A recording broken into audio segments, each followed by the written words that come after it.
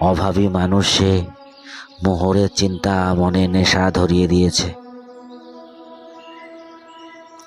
সব মিথ্যা।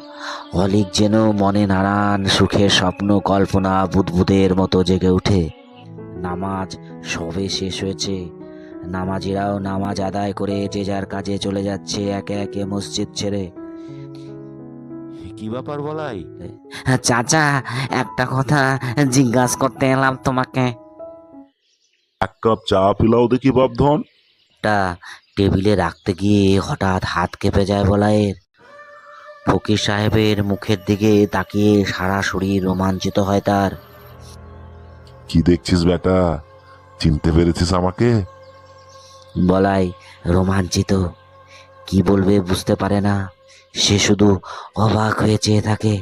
নে বেটা, তোর চায়ের দাম।